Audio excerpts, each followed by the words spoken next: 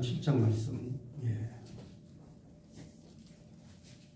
제목은 여호와의 말씀에 순종하지 아니한 백성들을 향해서 여호와의 말씀을 들어라.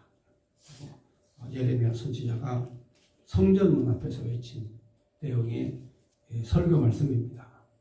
이 내용은 이제 구약성경 레위기에 나타난 그 흰놈의 골짜기에 관련된 하나님의 저주, 멸망, 심판에 대해서 말씀을 하고 계십니다. 그래서 출애굽기에서 백성들이 여호와 하나님의 말씀을 듣지 아니하는 그들의 행위에 대해서 하나님이 책망을 하시고, 그래도 그들을 하나님이 이끌어 가셔서 가나안 땅에 약속대로 들어가게 하신다 하는 내용입니다. 자, 오늘 이 말씀도 역시 마찬가지로 하나님 말씀을 듣지 않는 이스라엘, 유다에 대한 하나님의 그 징계, 멸망에 대한 말씀입니다. 그 당시에 예레미야 선지자 시대는 요시야부터 시드기야까지 여호야김, 시드기야, 이렇게 네 명의 왕. 그러니까 이스라엘이 멸망하는, 이스라엘이 606년 바벨론의 침공을 받고, 그리고 586년 20년 동안 이 바벨론의 침공을 계속 받으면서 허수아비 유다 왕들이 있었다가 이제 성전이 완전히 파괴되는 것이 586년. 그러니까 예루살렘에 있는 모든 백성들이 예레미야 선지자의 말을 듣지 않고 이 애굽을 의지하는, 그래서 상한 꺾어진 갈대 지팡이를 의지하는 그 이스라엘 민족들의 그런 속성, 그리고 하나님을 배신하고 떠나는 이들에 대해서 예레미야가 통렬하게 비판하는 내용입니다. 지금 우리나라도 마찬가지죠. 우리나라의 기독교인이 한 1,000만 명 정도 됩니다. 전체 인구의 한 5분의 1 기독교입니다. 그런데 5명 중에 1명은 크리스찬인데, 크리스찬들이 성경 말씀을 잘 들으면, 성경 공부를 잘하면 나라가 이재경으로 되지 않습니다. 기독교인들은 특별한 교육을 받는 사람들입니다. 오늘도 여러분들이 지금 현재 이런 일반 사람들이 공부하지 못하는 매우 특별한 구약성경, 그것도 굉장히 그 심도가 깊은 예레미야서를 공부를 하고 있거든요. 그러니까 이러한 특별한 공부를 하고 있기 때문에 우리 기독교인들이 하나님 말씀을 공부한 사람들은 이 나라를 충분히 이끌어갈 영적 지혜를 다 가지고 있어요. 자, 그럼에도 불구하고 현재 기독교인들이 하나님 말씀을 떠나버렸어요. 하나님 말씀을 떠난 징계, 징벌, 그게 바로 뭐냐?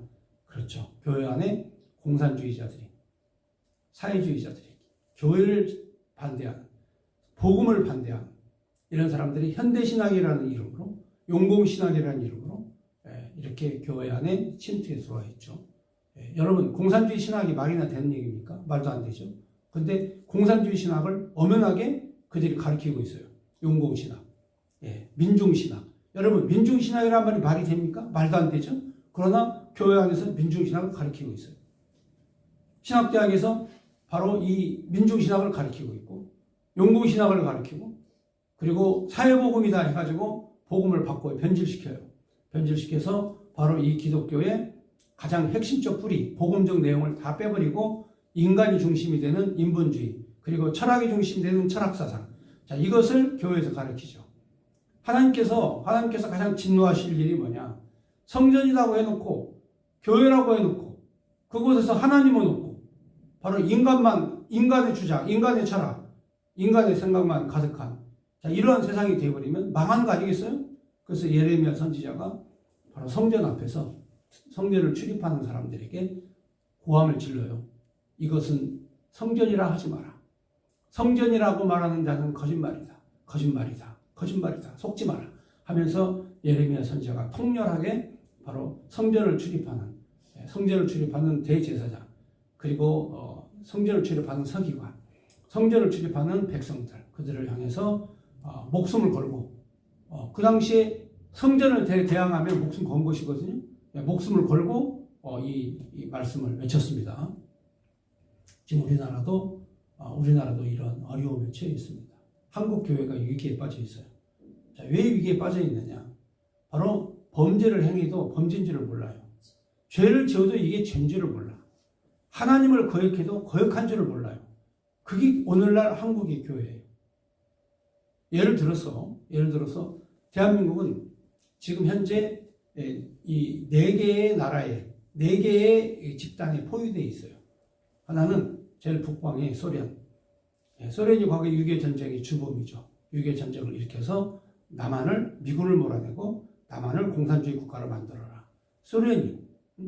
그리고 그 바로 옆에 중국이 6.25 전쟁 때 20만의 병력을 파송해가지고 바로 우리 동족 상잔의 비극의 전쟁을 끝낼 수 있는 상황이었는데도 다시금 휴전선으로 남북 분단의 주범이 바로 중국이에요. 중국 공산당은 지금도 호시탐탐 바로 이 남한을 노리고 있어요. 이 반도를, 이 한반도를 지금 현재 자기네 땅으로 복속하기 위해서 끊임없이 노력하고 있다 이거죠. 그 다음에 바로 북조선 민주주의 인민공화국이라는 북한. 그들은 바로 끊임없이 이 대한민국 남한을 적화 통일해서 자기네 통치국가로 만들려고 노력하는 그런 집단들이에요. 자, 이 세 집단들이 우리를 포위하고 있고, 한 집단은 뭐냐? 바로 이 대한민국에 있는 공산주의자들. 이 대한민국 남한 땅에 현재 뿌리를 내리고 있는 이 공산주의자들이 심지어 국회까지 점령해가지고 바로 이 대한민국을 포위하고 있단 말이죠. 그래서 이 대한민국은 네 개의 집단 세력에 의해서 철저하게 현재 고립되어 있고 포위되어 있는 상태예요. 자, 이런 위기 속에서 바로 한미일 연합훈련, 그 다음에 한미 공군 훈련, 자, 이런 걸 하는데 우리나라 국회의원이 말이죠. 우리나라 국회의원이 이런 위기 상황에 빠져 있는 대한민국임에도 불구하고 군사훈련을 중단해라. 국회의원이 한미일 훈련을 중단해라. 한미 공중훈련을 중단해라. 이런 식으로 얘기를 한단 말이죠. 왜 그러냐면 바로 우리나라를 지켜야 될 자유민주주의와 대한민국을 지켜야 될 국회의원이 국회 안에서 바로 북한 편을 들고 공산주의자 편을 들고 바로 대한민국의 안보를 매우 위험에 빠뜨리는 이런 발언을 하는데도 불구하고 어느 누구 하나 그들을 책망하거나 벌을 주거나 그 사상이 잘못됐다고 책망하는 이러지 않는 이 세상, 이 대한민국이 이게 올바른 일이냐 말이죠. 자, 그렇다면 대한민국에 위기가 찾아오고 바로 이러한 어떤 그 공산주의 위협과 전쟁의 위협, 자, 이런 어떤 그 위험 속에서 나라가 어려워졌을 때 교회가 먼저 가장 앞장서서 교회가 앞장서 가지고 바로 이 진리의 말씀 안에서 성경 안에서 바로 공산주의를 물리치고 대한민국의 올바른 그런 정신과 사상을 이끌어가야 될 교회가 바로 공산주의자들을 받아들이는 이런 현실이 현재 이 땅에서 일어나고 있다 이 말이죠. 지금 현재 이 대한민국에서 가장 오래된 서울에서 가장 오래된 서울 장안에서 가장 오래된 교회가 세문안교회입니다. 이 세문안교회에 있는 담임 목사 이상학 목사가 바로 친북 성향의 공산주의 이론과 사상으로 성도들을 자유주의 그리고 이 현대신학 그리고 민중신학으로 성도들을 현혹하고 있죠. 자, 그러면서 그곳에서 바로 김일성, 김정은 이 칭송위원회, 환영위원회를 구성하고 남한을 방문하실 경우에 그곳에서 북조선 수령을 환영한다. 자, 그런 회의를 바로 그 세문안 교회 안에서 실시하는, 자, 이런 아주 무서운 사건들이 오늘날 교회 안에서 일어나고 있는 거죠. 그뿐만이 아니라 대한예수교 장로의 그런 통합측, 그런 신학교, 신학대학 안에서 바로 용공화된, 공산주의화된 그런 교수들이 바로 그들에게 자유주의 신학, 용공신학, 민주신학을 가르치면서 목사를 양성하는 그런 기관에서 그렇게 범죄행위를 하고 있다 이 말이죠. 매우 신중하죠. 매우 위험한 일입니다. 그런데도 불구하고 이 공산주의와 함께하려는 그런 많은 교회들, 특별히 NCCK라고 하는 그런 집단들, 이런 사람들은 거의 친북 성향의 그런 용공주의 신학, 민중신학, 이런 신학을 통해서 바로 이 대한민국의 복음을 파괴시키는, 한국의 교회를 파괴시키는 가짜 교회, 가짜 목사들이 판치고 있는 이 세상에 오늘 예레미야의 말씀이 우리에게 경종을 울려주는 말씀이 됩니다. 그래서 오늘 이 예레미야서를 통해서 과연 우리가 신앙적으로 뭐가 잘못됐고 한국교회가 뭐가 잘못됐나, 왜 유다가 저렇게 망하는가에 대해서 한번 성찰하면서 이 말씀을 선고해 보도록 하겠습니다. 예레미야 7장 1절 여호와께로부터 예레미야에게 말씀이 임하니라. 이르시되 너는 여호와의 집 문에 서서 이 말을 선포하여 이르기를 여호와께 예배하러 이 문에 들어가는 유다 사람들아, 여호와의 말씀을 들으라. 만군의 여호와 이스라엘 하나님께서 이와 같이 말씀하시되 너희 길과 행위를 바르게 하라. 그리하면 내가 너희로 이곳에 살게 하리라.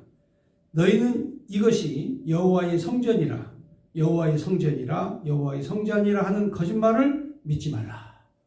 자, 그러니까 예레미야는 예레미야가 누군지 여러분 좀 잘 아셔야 됩니다. 예레미야가 그 1장에 예레미야 1장에 그 자신의 신분을 이제 밝힙니다. 내가 누구다 이렇게 예레미야 1장에 밝히는데 여러분이 이 아나돗의 제사장 중에 hil기야의 아들이라 예레미야 자기 자신이 바로 이제 아나돗의 제사장 hil기야의 아들이다 이렇게 밝히죠.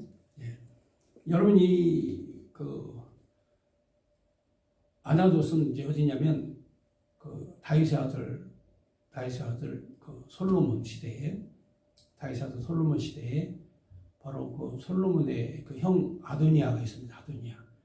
그리고 이제 그 형이 또 있는 누구냐면 그 압살롬이 있어요. 자, 압살롬, 아도니아. 자, 이런 형들이 이 솔로몬의 형입니다. 근데 이 솔로몬의 형들이 이제 다윗이 죽자 왕권을 차지하기 위해서 반역을 일으키죠. 반역을 일으킬 때 이때에 이 제사장 아도니아가 반역에 이제 동참을 합니다. 동참을 해가지고 결국은 솔로몬에 의해서 쫓겨나죠. 저 아나돗 땅으로 가서 살아라 하고 보내버립니다. 자, 이렇게 해서 추방당한 제사장이죠. 쉽게 말하면. 왜냐하면 다윗 시대 때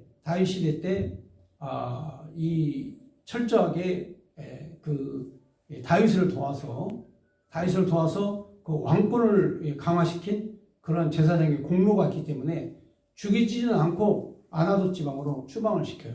예루살렘 변방이죠. 바로 이 예레미야의 가문은 제사장의 가문이지만 그러나 쫓겨난 제사장의 가문이다. 이렇게 이제 보시면 되겠습니다. 자, 그래서 이 예레미야는 항상 변방의 선지자, 변방에서 하나님 말씀을 외친 선지자예요. 그런데 여러분들이 이 예레미야가 오늘 성전을 가리켜서 뭐라고 말하냐면 하나님의 거룩한 성전을 가리켜서 이것이라고 했어요. 이것. 이게 뭐냐면 하나님의 거룩한 성전이라 하지 마라. 이건 거짓말이다. 백성들에게 현혹하고 유혹하고 미혹하는 이러한 짓을 이 제사장들이, 종교 지도자들이, 교회 지도자들이 하고 있다 이거예요. 그러니까 오늘날 교회 목사님들도 거룩한 하나님의 성전이다, 거룩한 하나님의 집이다 이렇게 성도들에게 가르쳐 놓고 그곳에서 온갖 음모, 온갖 범죄 행위가 가득한 그런 범죄 행위를 하고 있다 이 말이죠. 그게 바로 뭐냐? 첫째, 하나님의 말씀을 배신한 행위. 교회에서 하나님 말씀과 성경을 가르치지 않고 이 철학을 가르치는, 인문학을 가르치는, 교회에서 복음을 가르치지 않고 바로 이 사람의 그러한 그 방법을, 사람의 어떤 그런 행복 추구를, 이렇게 교회가 성전의 거룩함을 배신하고 떠나버린 이런 행위를 하게 된 거죠. 자, 그래서 이 예레미야 선지자가 봤을 때 여호와의 성전이란 말은 거짓말이다. 이거는 하나님의 성전이 아니다 하면서 통렬하게 이 하나님의 성전을 타격하고 비판하는 그러한 말씀을 선포했습니다. 이게 바로 하나님께서 내게 주신 말씀이다. 여호와의 말이니라 하면서 바로 하나님의 말을 대언하는 선지자. 자, 그렇다면 이렇게 성전을 공격하기 때문에 예레미야에게도 적들이 굉장히 많아요. 적들이 많습니다. 왜냐하면 그 성전을 통해서 먹고 사는 제사장들, 성전을 통해서 자기의 그 부귀와 영화를 누리는 사람들은 예레미야에게 전부 다 이 적대적 관계를 갖게 되죠. 왜냐하면 국민들에게, 백성들에게 이게 성전 아니다, 속지 마라, 응? 너희들이 지금 현재 속고 있다 하면서 성전 앞에 서가지고 이것은 성전이 아니야, 이건 성전 아니야, 이런 식으로 외치고 있으니 예레미야의 그런 대적들이 많이 있지 않겠습니까? 자, 그럼에도 불구하고 바로 이 거짓말에 속지 마라 하면서 5절에 너희가 만일 길과 행위를 참으로 바르게 하여 이웃들 사이에 정의를 행하며 이방인과 고아와 과오를 압제하지 아니하며 무죄한 자의 피를 이곳에서 흘리지 아니하며 다른 신들 뒤를 따라 화를 자초하지 아니하면 내가 너희를 이곳에서 살게 하리니 거기 너희 조상에게 영원토록 준 땅이다. 바로 이제 하나님께서 신명기서를 통해서 너희가 하나님을 잘 섬기면 이 땅에서 영원토록 살게 해주겠다. 이렇게 언약하신 그 땅에 대한 말씀을 다시 한번 생각나게 하죠. 8절 보라 너희가 무익한 거짓말을 의존하는도다. 너희가 도둑질하며 살인하며 간음하며 거짓 맹세하며 바알에게 분향하며 너희가 알지 못하는 다른 신들을 따르면서 내 이름으로 일컬은 바 이 집에 들어와서 내 앞에 서서 말하기를 우리가 구원을 얻었나이다 하느냐 이는 이 모든 가증한 일을 행하려 함이로다. 내 이름으로 일컬음을 받은 이 집이 너희들 눈에 도둑의 소굴로 보이느냐 보라 나 곧 내가 그것을 보았노라 너희의 여호와의 말씀이니라. 그러니까 예수님께서도 도둑과 강도의 구렬로 만든다 하면서 성전 앞에서 형식적이고 가식적으로 이 짐승을 파는 번제물을 이 제단에 드려질 제물을 파는 그들을 향해서 상을 뒤집어 부시면서 너희가 거룩하신 하나님의 집을 강도의 소굴로 만들려고 한다. 똑같이 예수님께서 이 말씀 그대로 하시지 않습니까? 왜 그러냐면 형식주의에 빠져있기 때문에 그래요. 하나님 앞에 번제의 제사를 드리는 그런 그 번제물은 흠이 없고 순결하고 정결한 그러한 짐승으로 하나님 앞에 제물로 드려야 되는데 형식적으로 드리는 거예요. 형식적인 게 뭐냐? 정결하고 흠없고 그런 순결한 것이 아니라 생김새는 양이야. 모양새는. 생김새는 소야. 그런데 병들고 절고 곧 죽을 거. 응? 네. 그래서 값어치가 안 나가는. 그러니까 하나님 앞에 번제 드리긴 드려야 되는데 가급적이면 값어치 안 나가는 싼 것으로 하나님 앞에 가져다 드리는 거예요. 형식적으로. 그러면서 거기에서 바로 이 성전의 제물, 성전의 제물을 이렇게 사고 팔고 하는 이런 행위를 하는 거죠. 그러니까 예수님께서 성전에 가서 보니까 하나님의 거룩한 성전이 더러워졌어요. 사람들의 마음에 의해서. 사람들이 하나님을 거룩하게 섬기는 게 아니라 형식적으로 가식적으로 섬기는 거예요. 그러니까 예수님께서 거룩하신 아버지의 집을 너희가 강도의 구렬로 만드느냐 하면서 바로 환전한 성전세를 바꿔주는 환전하는 상을 엎어버리고 그리고 눈물 흘고 병들고 전 것들을 하나님 엎어버려요. 이 말라기 선지자도 마찬가지예요. 말라기 선지자도 마찬가지예요. 바로 하나님 앞에 너희가 제사를 드리는데 하나님은 이런 제사 받지 않는다. 하나님이 성전문을 닫을 자가 있으면 좋겠도다 하면서 성전문 닫을 자를 하나님이 찾으신다. 이 성전은 하나님 닫아버린다. 이렇게 외친 거죠. 그러니까 성전이 있으면 무슨 소용이 있어요. 대한민국에 1000만 명의 기독교인이 있으면 무슨 소용이 있고 30만 개의 교회가 있고 30만의 50만의 목회자와 장로님이 있으면 무슨 소용이 있어요. 교회가 지금 아무런 힘이 없는 거예요. 아무런 힘이 없어요. 능력이 없어요. 힘이 다 빠져버렸어요. 왜? 교회 안에서 진리가 없어요. 하나님이 없어요. 복음이 없어요. 건물은 있고 성도들은 있어도 바로 하나님을 찬양하는, 하나님을 공부하는, 하나님께 예배하는 이런 신령과 거룩한 그러한 예배가 없다. 사라졌다 이거죠. 교회 안에서 철학적인 강의 나오고 교회에서 하나님께 영광을 올리는 게 아니라 인간의 행복을 추구하려고 하는 노력하는 그런 설교를 하고 그래서 교회가 지금 현재 바로 예레미야 선지자가 얘기한 대로 이곳은 여호와의 성전이 아니다. 거짓말하지 마라 하면서 통렬하게 바로 비판하는 그런 내용이죠. 그래서 예수님께서도 하셨던 너희가 강도의 소굴로 만든다 하신 내용의 말씀이 예레미야가 하신 말씀입니다. 예레미야가 이미 하나님의 성전을 더럽힌 자들을 향해서 그들을 통렬하게 비판하는 내용의 말씀을 했습니다. 12절에 보겠습니다. 너희는 내가 처음으로 내 이름을 둔 처소 실로에 가서 내 백성 이스라엘의 악에 대하여 내가 어떻게 행하였는지 보라. 여호와의 말씀이니라. 이제 너희가 그 모든 일을 행하였으며 내가 너희에게 말하되 새벽부터 부지런히 말하여도 듣지 아니하였고 너희를 불러도 대답하지 아니하였느니라. 그러므로 내가 실로에서 행한 같이 너희가 신뢰하는 바 내 이름으로 일컬은 바 이 집 곧 너희와 너희 조상에게 준 이곳에 행하겠고 내가 너희 모든 형제 곧 에브라임의 온 자손을 쫓아낸 것 같이 내 앞에서 너희에게 쫓아내리라 하셨다 할지니라. 여기 이제 실로가 나오는데요. 이 실로가 어디냐면은 실로가 이스라엘 민족들이 이제 가나안 땅을 향해서 애굽에 40년 생활을 해요. 애굽에 40년 생활하면서 광야에서 이제 하나님을 예배하기 위한 성막을 지어요. 광야에서 성막을 지었는데 이게 이제 요단강 건너가지고 바로 가나안 땅에 들어오는 첫 번째 관문.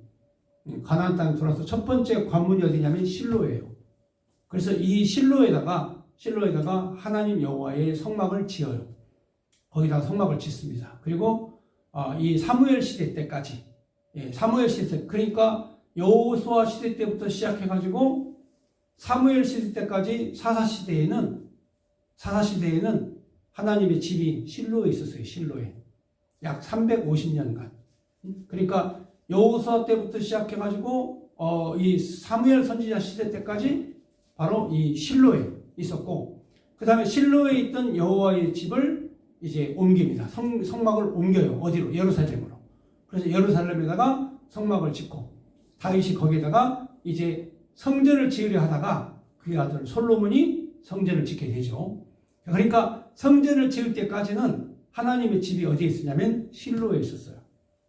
실로에. 그런데 이 실로에 어떤 일이 일어났느냐? 여러분 사무엘 선지자의 그 스승, 여러분 잘 아시죠? 이 사무엘 선지자의 그 시대 때까지 어린 사무엘이 바로 실로에서 이 제사장 수업을 받고 선지자 수업을 받았죠. 자, 그리고 난 다음에 사무엘이 다윗을 왕으로 기름 부음을 받고 기름 부고 그리고 그를 왕으로 세우고, 그리고 사무엘 시대가 끝나면서 이제 예루살렘 성전 시대, 솔로몬의 시대가 오면서 바로 성전 시대가 시작이 됩니다. 자, 그러니까 이렇게 그 실로에서부터 예루살렘 때까지 바로 그 기간, 이 기간이 이제 그 사사 시대에 걸쳐서 오랜 시간 동안, 매우 오랜 시간이죠. 약 300년이 넘는 그런 기나긴 시간 동안에 있었던 곳입니다. 바로 그게 실로입니다. 자, 그러면 그 실로가 이제 어떤 곳인가? 여러분이 잘 아셨죠? 여기에 보면은 12절에 너희는 내가 처음으로 내 이름을 둔 처소 실로에 가서, 그러니까 가나안 땅에 들어와서 처음으로 하나님께서 바로 그곳에 성막을 세우고 예배를 드렸던 실로에 가서 내 백성 이스라엘의 악에 대하여 내가 어떻게 행하였는지를 보라. 역사적으로 살펴보라 이거예요. 역사적으로. 그러니까 사사시대 때 하나님을 잘 섬기면 편안하게 살고, 하나님을 잘못 섬기면 하나님이 이 심판하고 징계하고, 하나님을 잘 섬기면 하나님의 백성들이 형통하고, 하나님을 섬기지 않으면 블레셋, 모압, 암몬 수많은 대적들이 와서 이스라엘을 괴롭히고, 하나님을 너희가 잘 섬기면 어떻게 형통했는지, 너희가 하나님을 배신하였을 때는 어떻게 행하였는지 봐라 이거예요.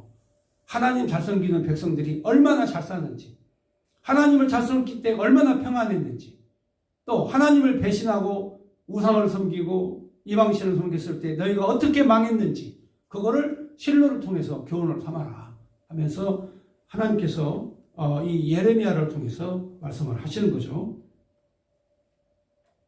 16절에 보면 그런즉 너는 이 백성을 위하여 기도하지 말라. 그들을 위하여 부르짖어 구하지 말라. 내게 간구하지 말라. 내가 내게서 듣지 아니하리라. 그러니까 하나님이 예레미야에게 이제 더 이상 기도하라고 하지 마라. 더 이상 간구도 하지 마라. 더 이상 부르짖지도 마라. 이 백성은 이미 끝났다. 자, 하나님이 이런 심판을 내리실 때가 임박하지 않았습니까? 교회가 교회 역할을 못하고 이 하나님 말씀을 연구하고 가르치지 않으면 이건 교회가 이 역할이 끝난 거예요. 그런 교회는 하나님 앞에 부르짖지도 말고 간구하지도 말고 기도도 하지 마라. 구하지도 마라. 하나님께서 말씀하시는 거죠. 지금 한국 교회가 딱 그런 상황이 된 거죠. 나라가 위기에 빠져 있어요. 자, 소련으로부터 위협이 있었고 중국으로부터 위협이 있고 북한으로부터도 위협이 있어서 전쟁을 했어요. 자, 우리가 이 세 나라의 그런 침략적 그런 그 야욕에 의해서 6.25 전쟁이라는 정말 고통스러운 세월을 지났고 그 후에 70년이 넘는 이 시간까지도 계속해서 바로 북방의 위협, 공산주의의 위협을 계속 받고 있어요. 자, 그럼에도 불구하고 남한에서 공산주의자들이 또 발생을 해가지고 남한에서 공산주의자들이 또 대한민국 자유민주주의 대한민국을 파괴시키고 그리고 공산화로 가려고 하는데 교회가 앞장서가지고 무슨 민중신학이니 사회복음이니 영공신학이니 자유주의 신학이니 이런 식으로 우리 교인들을 현혹하고 그래서 그들로 하여금 하나님을 떠나고 철학을 의지하고 공산주의를 좋아하게 하고 이런 식으로 교회가 가르치면 이미 끝난 거죠. 그래서 이 대한민국의 운명은 교회가 바로 서느냐 교회가 바로 서지 않느냐에 따라서 달라지는 거예요. 그래서 바로 민주주의 신학을 가리키고 사회복음을 가리키고 자유주의 현대신학을 가리키는 이 무리들은 바로 복음의 적이에요. 하나님의 적이에요. 사단의 세력이야. 악마의 세력들이라 그 말이에요. 그들을 단호하게 바로 공격하면서 신앙의 자유와 진리의 복음의 말씀을 지키는 그게 보수예요. 그게 보수신학이라 그 말이에요. 그러니까 우리가 이 보수라고 하는 이념을 잘 아셔야 되는 게 성경을 지키는 게 하나님의 말씀을 지키는 게 여호와의 성전을 지키는 게 그게 보수다 그 말이에요. 그래서 여기에서 하나님께서 더 이상 그들에 대해서는 하나님을 떠난 그들에 대해서는 기도도 하지 말고 부르짖지도 말고 간구하지도 말라. 내가 그들을 듣지 아니하겠다. 그러니까 하나님이 없는 교회, 하나님이 없는 목사, 하나님이 없는 교회, 믿음이 없는 목사 이런 사람들이 부지기수로 있다 이 말이죠. 이 땅에. 그래서 어떤 교회에서는 목사를 청빙하는데 광고를 냈어요. 근데 거기에 뭐라고 써있냐면 예수를 잘 믿는 목사를 찾는다. 그렇게 써있어요. 얼마나 예수를 안 믿는지 목사들이 얼마나 예수를 안 믿는지 교회에서 예수 잘 믿는 목사를 찾는 거예요. 이게 지금 이상한 일 아닙니까? 그래서 예레미야 선지자가 그렇게 외친 거죠. 이제 하나님께 기도도 하지 마라. 부르짖지도 말라. 간구하지도 말라. 하나님은 그들의 기도를 듣지 아니하신다. 17절 너는 그들이 유다 성읍들과 예루살렘 거리에서 행하는 일을 보지 못하였느냐. 자식들을 나무를 줍고 아버지들은 불을 피우며 부녀들은 가루에 반죽하여 하늘의 여왕을 위하여 이세벨 이 여신을 섬기죠. 이 여신을 섬기는 거죠. 영적 이세벨이죠. 하늘의 여왕을 섬기는. 그래서 과자를 만들고 그들이 또 다른 신들에게 전제를 부음으로 나의 도를 일으키느니라. 하나님 여호와를 섬기지 않고 바로 이방 우상에게 절을 하고 여신을 섬기는 이러한 행위. 여호와의 말씀이니라. 그들이 나를 경노하게 함이냐 자기 얼굴에 부끄러움을 자체함이 아니냐. 그러므로 주 여호와께서 이와 같이 말씀하시니라. 보라 나의 진노와 분노를 이곳과 사람들과 짐승 들나무 땅의 소산에 부으리니 불같이 사라지고 꺼지지 아니하리라 하시니라. 하나님께서 반드시 이방신을 섬기고 바로 우상을 섬기고 그리고 이방 사상을 섬기는 그들을 하나님 반드시 불살라 버리겠다 하신 거죠. 자, 나중에는 그렇습니다. 여러분 요한계시록에 있는 내용이 바로 이거예요. 하나님을 섬기고 하나님을 영화롭게 하지 못하는 흰 옷 입은 하나님의 거룩한 성도의 반열에 올라가지 못하면 다 이런 심판을 받는다. 이게 계시록의 말씀 아닙니까? 그러니까 우리가 지금은 흰 옷을 입은 성도의 반열에 서서 하나님께 영광과 찬송을 올리는 거룩한 성도의 반열에 있지만 이 복음을 모르는 사람들은 전부 다 이와 같이 이방 우상에게 절을 섬기는 거죠. 아이들은 나무를 줍고 남편은 장작을 불을 피우고 부녀들은 떡반죽을 해서 과자를 만들어서 하나님께 영광을 올리는 게 아니라 바로 이세벨 우상에게 절하는 한국 교회가 지금 이 짓을 하고 있는 거예요. 성도들이 헌금을 걷어서 교회를 세워서 하나님을 영화롭게 해야 되는데 교회 안에 공산주의가 들어가 있고 사탄이 들어가 있고 현대신학이 들어가 있고 철학이 들어가 있고 인본주의가 들어가 있고 하나님의 영광을 가리는 일들을 교회에서 하고 있다 이 말이에요. 그러니까 지금 예레미야 시대와 같은 그런 그 절박한 상황에서 이 말씀을 해석을 하고 우리가 한국 교회에 우리 성도들의 가슴 속에 이 진리와 이 복음을 전해야 된다 이 말이죠. 복음을 지키는 교회 교인이 아니면 복음을 지키지 못하는 교회 교인이면 이 시대의 사명을 못하는 거예요. 그러면 오늘 이 말씀을 듣는 여러분들이 내가 이 시대에 바로 사탄의 무리, 현대신학, 민중신학, 그리고 이 자유주의 신학, 그리고 사회복음주의자, 그래서 그들이 바로 교회를 무너뜨리는 하나님이 없는 그런 교회를 만들어가는 이들과 싸워서 승리해야 되는 이런 절박한 상황이에요. 그래서 한국 교회 안에 공산주의자들이 침투해 들어와가지고 동성애를 찬송하는 목사, 감리교 어떤 목사는요, 동성애를 찬송하는 목사가 돼가지고 동성애 축제에 가가지고 거기에서 축사를 한다니까요. 여러분 이게 지금 이게 말이 되는 얘기입니까? 그런 사람들이 교회 헌금으로 월급을 받고 성도들이 헌금으로 먹고 살고, 여러분 이게 지금 말이 되는 얘기냐 이 말이에요. 말이 안 되지 않습니까?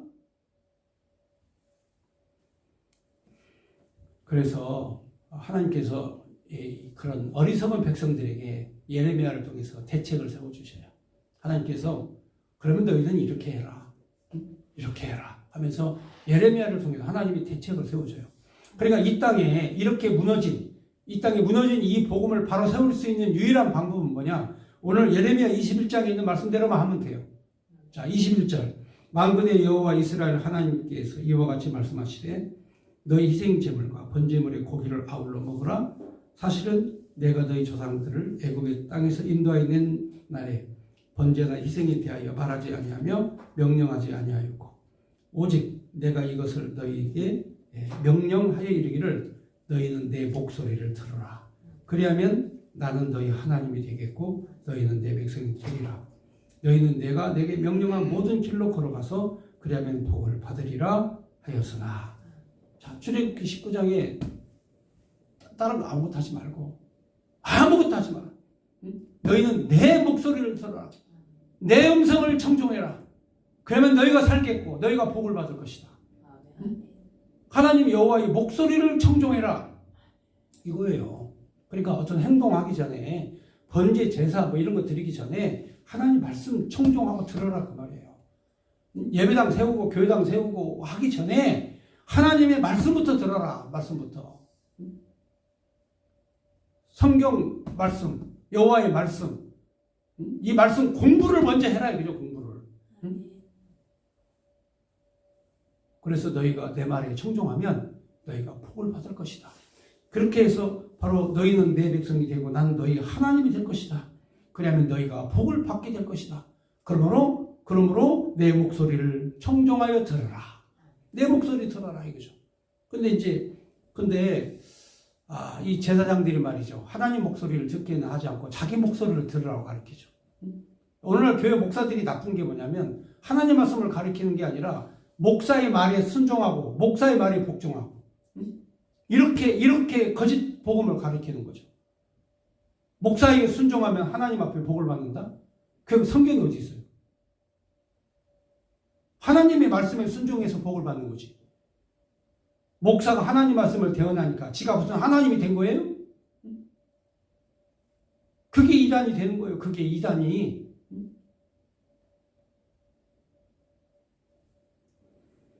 24절에 그들이 순종하지 아니하며 귀를 기울이지도 아니하고 자신들의 악한 마음의 꾀에 완악한 대로 행하여 그 등을 내게로 돌리고 그 얼굴을 향하지 아니하였으며.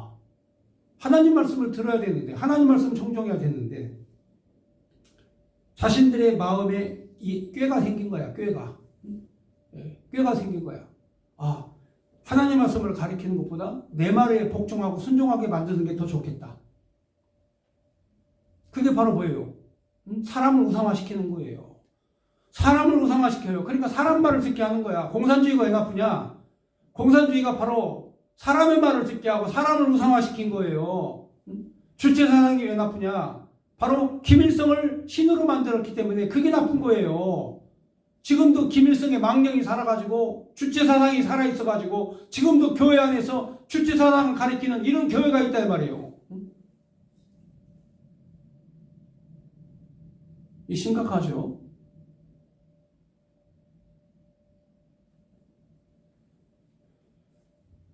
그래서 25절에 너희 조상들이 애굽 땅에서 나온 날부터 오늘까지 내가 내 종 선지자들을 너희에게 보내되 끊임없이 보내었으나 너희가 나에게 순종하지 아니하며 귀를 기울이지 아니하고 목을 굳게 하여 너희 조상들보다 더 악을 행하였느니라. 그렇게 하나님의 선지자를 보내고 하나님 말씀의 예천자를 보내도 목이 곧아서 귀가 귀를 틀어막고 말씀을 안 듣는 거예요. 하나님 말씀을. 그래서 이 하나님이 사랑하시는 예루살렘을 하나님께서 바벨론에 의해서 하나님께서 그냥 쳐버리는 거야. 순식간에 하나님이 쳐버리셔요. 한국교회 오늘날 교회 목회자들이 정신 못 차리면 북한 김일성 과거에 우리 경험했잖아요. 6.25 전쟁 때 북한 김일성 군대에 내려와가지고 남한에 있는 교회 목사들 성도들 다 죽였잖아요. 전부 다 죽창으로 다 찔러 죽였지 않습니까? 그런 역사적 교훈이 있는 지가 70년밖에 안 돼. 70년밖에 안 되는데도 공산주의를 같은 동포다, 우리 한 민족이다, 우리가 더불어 함께 잘 살아야 된다. 어떻게 해서 공산주의하고 어떻게 해서 함께 더불어 삽니까? 그렇잖아요? 더불어 같이 살 사람이 있지. 어떻게 공산주의자들, 교회 기독교를 박해하고 핍박하고 교회 목사를 잡아다 죽창으로 찔러 죽이는 이런 자들과 어떻게 해서 함께 한민족끼리 잘 살 수 있느냐 이 말이에요. 그들은 이미 다른 신이 있어요. 김일성이라는 신이 있다니까요. 근데 그들과 함께 평화롭게 잘 살자. 그들과 함께 평화를 누리자. 평화를 위한 공동회의를 하자. 여러분, 이래서 한국 교회가 문제라는 거예요. 심각해요. 보통 심각한 게 아닙니다, 여러분. 자, 그래서 이 27절에 보면은 내가 그들에게 이 모든 말을 할지라도 그들이 너희에게 순종하지 아니할 것이요 내가 그들을 불러도 그들이 내게 대답하지 아니하리니. 그러니까 하나님 이미 알죠. 내가 이렇게 외치고 이렇게 선지자를 보내서 말씀을 전해도 그들은 내 말에 순종도 아니할 것이고 내가 불러도 그들은 대답지도 아니할 것이다. 하나님이 이미 완악한 마음으로 기울여버린 그들을 하나님이 아시는 거죠. 그럼 하나님 방법이 어떻게 해야 되냐? 불러도 응답하지 않고 복음을 전해도 귀를 막아버리고 목이 곧아서 하나님을 두려워하지 않는 그들을 어떻게 하면 좋냐 이거예요. 이거 어떻게 하면 좋냐? 그래서 하나님께서 바로 이 예레미야 선지자를 통해서 그들에게 이 경고의 말씀을 주시는 이유가 있어요. 이 말씀을 주시는 이유. 자, 하나님께서 때리시지만 하나님이 그들을 때리시지만 하나님 다시 싸매시는 하나님이시다. 하나님 그들에서 확 뽑아가지고 바벨론을 확 던져버리지만 하나님께서 다시 주워다가 하나님 예루살렘에다 다시 심으시는 하나님이시다. 그 하나님이 누구신가? 인애와 자비하심으로 우리를 지키시고 보호하시는 하나님이 계시다. 이 내용 설명하려고 하는 거예요. 우리가 행위대로 하는 것 같으면 우리는 다 죽어야죠. 하나님의 자비와 사랑 없으면 우리는 이미 다 심판받아 다 죽어야 돼요. 그러다 하나님의 인애하심과 자비하심으로 우리에게 이 경고의 말씀을 통해서 우리가 깨달아야죠. 깨우치지 못한 사람은 이거는 바보예요, 바보. 하나님 말씀을 듣고도 변화되지 못하고 깨우치지 못하면 이거는 바보밖에는 없어요. 아니면 화인 맞고 저주받은 악마의 자손이든지 이런 복음을 듣고도 나를 고치지 못하고 나를 바꾸지 못하면 내가 하나님께 돌아서야 되겠다. 하나님께 지금까지 등을 돌리고 있었지만 이제는 내가 하나님을 향하여 가야 되겠다. 이렇게 마음의 결단을 내리는 이게 바로 복음에 순종하는 자들이에요. 그러니까 우리가 이제부터는 복음에 순종하며 사는 거예요. 그래서 28절에 너는 그들에게 말하기를 너희는 너희 하나님 여호와의 목소리를 순종하지 아니하며 교훈을 받지 아니하는 민족이라 진실이 없어져 너희 입에서 끊어졌다 할지니라. 하나님 말씀을 끝까지 배신하면 하나님께서 이들을 버리신다 이거죠. 하나님께서 버리신다. 자, 그러면서 이제 레위기에 있었던 그 배신의 사건을 도벳의 사당을 이제 얘기를 합니다. 이게 이제 뭐냐면 만군의 여호와 하나님 앞에 성막과 성전을 지어서 하나님을 잘 섬기라고 했는데 한쪽에서 이 배신자, 이 도벳의 사당을 지어서 흰놈의 골짜기에서 완전히 심판을 받는, 몰살당하는 이런 참극이 벌어진 사건이 있었어요. 광야에서. 그래서 그 사건의 이야기를 얘기를 하는 거예요. 자, 29절에서 34절까지 자, 도벳의 사당에 관련된 내용의 말씀입니다. 너의 머리털을 베어버리고 벗은 산 위에서 통곡할지어다. 여호와께서 그의 노하신 바 이 세대를 끊어버리셨습니다. 그러니까 예레미야가 장가를 못 갑니다. 하나님께서도 결혼하지 마. 하나님이 예레미야에게 말씀을 하셔요. 네 나라는 이미 너희 시대에서 끝났어. 그러니까 너 결혼하지 마. 자녀도 낳지 마. 가지고 예레미야는 혼자 살아요. 끝까지. 죽을 때까지. 그 다음에 머리를 깎아라 그랬죠. 응? 그래서 그 당시에 이 대머리는요, 놀림을 받았어요, 애들한테. 응? 놀림을 받았어요. 그러니까 여러분, 엘리야 선지자의 제자 엘리야 선지자 이 대머리, 응? 이 대머리 놀림을 받죠. 이 대머리야, 대머리하고 놀림을 받잖아요. 그러니까 대머리 놀림을 받는데, 아니, 하나님께서 이 예레미야 넌 머리털 싹 깎아라. 머리 풀려서 깎아라. 해가지고 예레미야 선지자가 완전 대머리로 간 거예요. 그리고 장가도 못 가고. 자, 그러면서 너는 벗은 산 위에서 통곡하고 울어라. 그러니까 이게 예레미야의 사명이야. 그러니까 선지자의 사명이라는 게 참 힘들어요. 응? 내 맘대로 못해. 응. 그래서 나 같은 경우는 그래도 머리털이 많이 빠지긴 빠졌는데 요즘에 또 머리털 나는 약도 있고 뭐 샴푸도 있고 뭐 해가지고 그래도 좀 지키고 있어요. 아직까지는. 아직까지 내가 좀 잘 내 머리를 지키고 있는데 나하고 친구 중에 한 명이 대머리가 한 명 있어요. 그 대머리한테 요즘에 모자로 쓰는 모자가 있는데 이 모자가 별로 비싸지도 않습니다. 그 몇십만 원밖에 안 하는데 그 모자 뚜껑 하나 딱 씌워놨더니 완전히 사람이 미남으로 바뀐 거야. 야, 그래서 이 머리가 그렇게 중요한 것이구나. 응? 네. 근데 하나님은 결혼도 해서 인간의 즐거움, 결혼이라는 게 행복한 거 아니에요? 응? 서로 간에 지켜주고 사랑하고 가정을 꾸미고. 근데 예레미야에게 이런 가정도 꾸밀 기회도 하나님 안 주니. 그것도 개인적으로도 머리도 홀로서 깎아가지고 너는 가서 산에 가서 울어라. 예레미야 그대로 하는 거예요. 그렇게 선지자예요. 선지자는 하나님 하는 대로 하는 거예요. 머리 깎아라면 깎고 산에 가서 울으라면 울고 통곡하라면 통곡하고. 그게 하나님의 종의 모습이에요. 그러니까 이 시대에 각각 우리에게 다 주어진 사명이 있어요. 응? 다 여러분들에게 주어진 사명이 있습니다. 하나님 울으라고 하면 하나님 앞에 울고, 하나님 외치라고 하면 가서 외치고, 성전에 가가지고 이거 거짓말이다, 가짜다, 이건 가짜 성전이다, 여호와의 성전이 아니다. 여러분 이렇게 말할 수 있습니까? 하라면 하는 거지. 그렇잖아요? 성전에 가가지고 성전 출입하는 대제사장들한테 이 가짜야, 응? 니들 사기꾼이야. 이렇게 말하면 목숨 걸고 해야 되는 거 아니에요? 그렇지 않습니까? 예, 결국은 이 가짜들한테 끌려가가지고 이름도 없이 빛도 없이 죽어버렸어요. 순교당했습니다. 예레미야 선지자. 이 가짜들에게 결국 붙잡혀가지고. 30절.